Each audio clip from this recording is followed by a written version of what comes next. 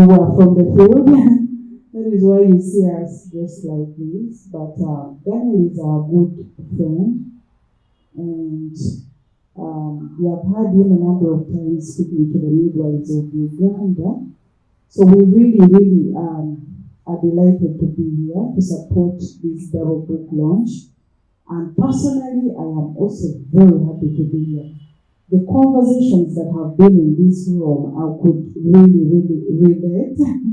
And I can say that these books came in handy, and the conversations were really, I felt like people were speaking to me, in fact, in some way or the other.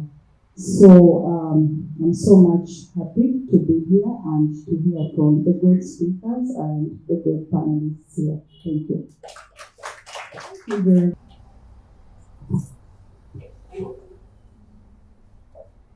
Congratulations. Thank you for coming in to this grand event, very good launch. I feel honored. And my question is very simple. Where do you see yourself in the year 2030 from now? I have a question. For how long does it take to shift that family from receiving little yet spending a lot to receiving a lot and squeeze it? Thank you. How does it take to turn this? Turning this is a process. It's a process, but the initial stage only takes 1 day. 1 day of sitting down to evaluate based on this question that we are asking ourselves here, so that you're able to paint a picture of where you want to go. The decision to turn this must be made in 1 day, but turning it completely is a process. Now, I want to tell you some of the processes that are there. Number one, the commitment to learn. You know, I always tell people that if anything must change, it must be in this kind of room where learning takes place. Why? I love doing my sessions through this. So you just bear with me, please, briefly. I've always done this many times in many of my trainings to show what really happened.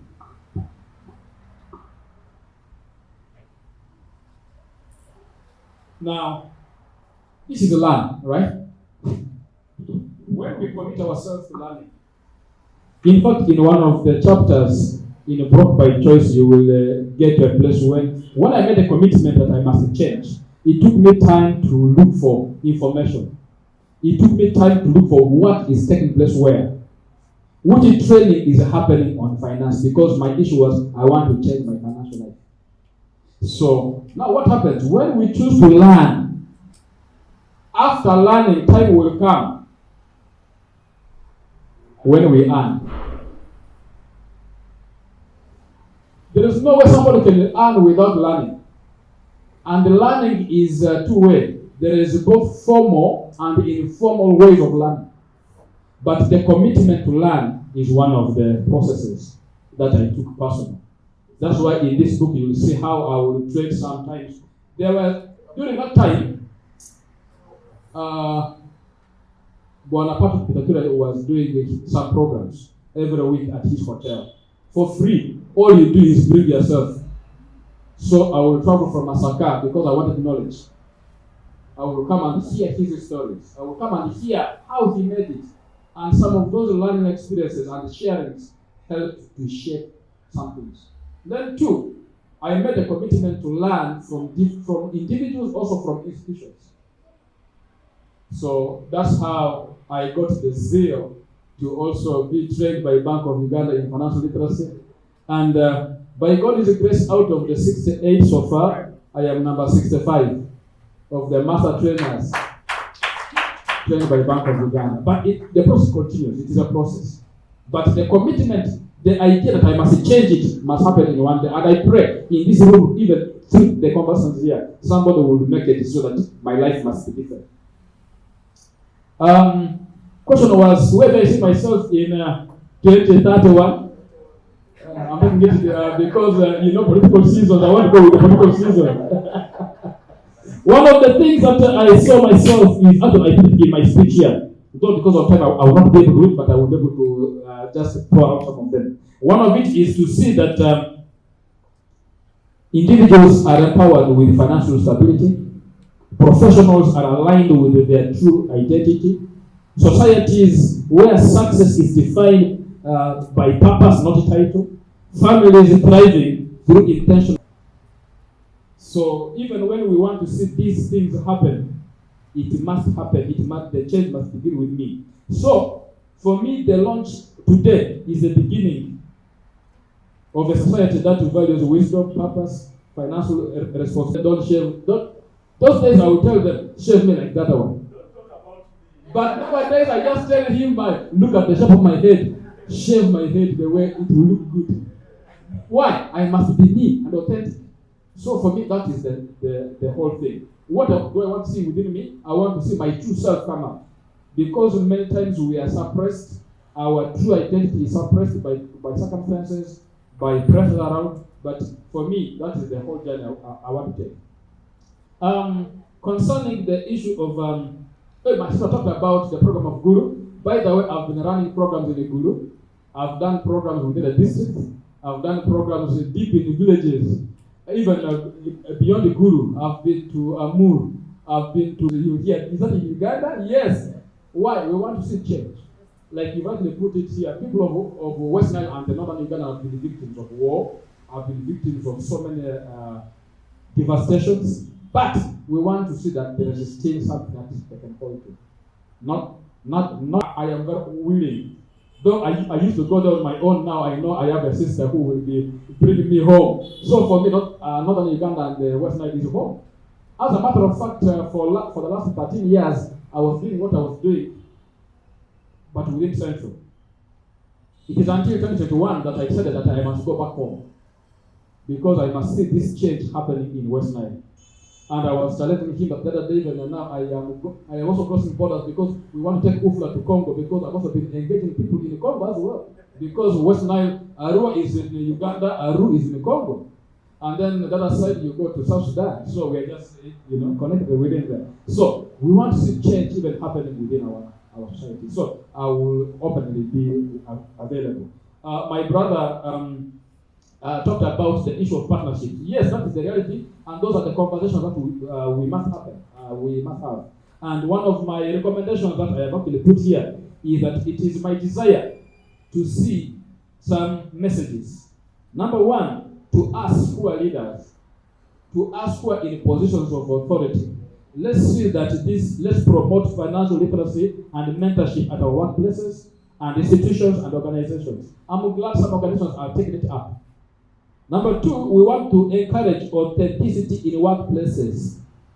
Because like I said it here, that many people live life which is not their own. The organizations, the workplaces where you come to and then they say, here you must act like this. You must act like this. You must act. One day I was listening to one speaker who said, every time he was on the camera, he was always smiling. I'm talking about Steve Harvey. Steve Harvey said, he was broken, but because he was a public figure, every time he was on the camera, he must afford a smile. So he will come on, he will cry, and then appear on the camera, he will smile a bit, but he will not himself. Many times we are living lives which are not our own. So we want to see that organizations embrace this and also support career development. I know organizations when a staff says, I want to go for further studies, they say, you can't go. So we want to help organizations to say, no, let's build the capacity of our staff. So we will control the conversation. That's why I said this is not only a book launch, it is a movement. This is not going to be the national resistance movement, but this is going to be a movement where we want to see change in our communities. We want to have a movement where workplaces are transformed. where staff are transformed, where young people see themselves, who they truly are, and where everybody is able to realize their potential. By the way, that's where mental health is. Because with mental health, this is a mental well-being that enables every one of us to realize their potential, to be able to manage the stress that comes on a daily basis, to be able to work productively and learn well, and contribute to the community. And this can only happen when everything is perfect. So that is the conversation that we want to continue to have at different stakeholders' engagements. And I'm glad that different organizations are coming on board, and we are available to support, and we'll be available to share the materials. And one of the things that I was even sharing with some people is I want to see these materials structured in the local languages, because not everybody speaks English. And even when we speak English, my English from Marua is a bit unique. That's why some people are not even able to pick something. Sometimes when I am in some regions, they say, "What were you meaning?" That's why even on TV, you remember that day somebody was saying, "Please, this English is too much for us." Yeah. So we want to bring this language, these books in the various languages, and also I want to also encourage authors out there. All of us will have something to bring on table, and I want to pledge that that book must come out. I will be your right-hand man because I run those programs of training authors. So please, you're in the right place. Next year we should have that book launched, and I commit to that. And if you are here, you have been struggling with your book, we want to see those books launched. We can have it launched. We can have those books published because these stories are real. And I always say, when you're writing your story, don't give the pen to your neighbor because your neighbor doesn't know your true story. So write it yourself. So I think this is where I can stop with the first part of the questions, and maybe more questions can come, then I can answer them. Yes, please.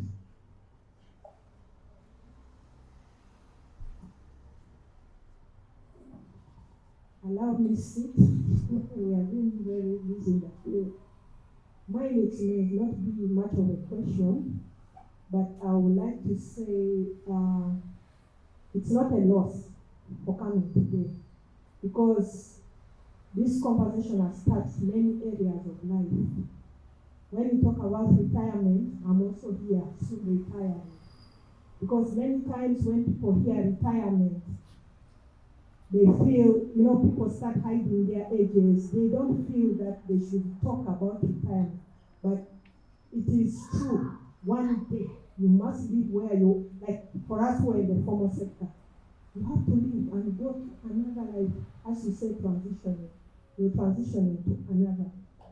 Then, when you talked about budget, this conversation has been making my mind think. There are so many things, because many times where we are, we say, my money is little, I have nothing to save. How much can I save? Because these are the conversations we have been having. I cannot save because I just get 1.9 over 3 million. Then they have a loan, but we don't take that part as serious. And it will be good when we start even with the younger generation. You're entering service, know that you're going to exit service. What have you planned?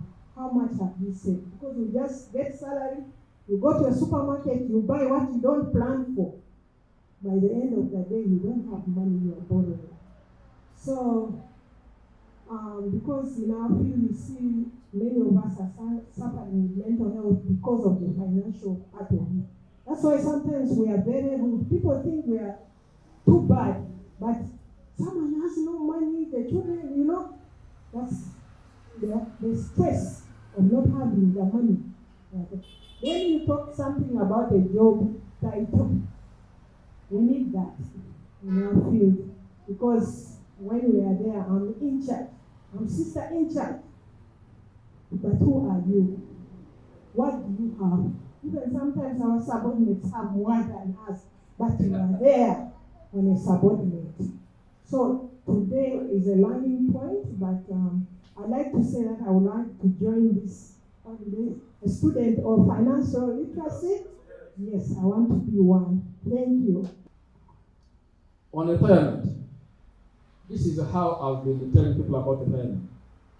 Retirement means my understanding. This is not my own math and my own understanding. But retirement, the spelling for retirement is R-E-T-Y-R-E-M-E-N-T.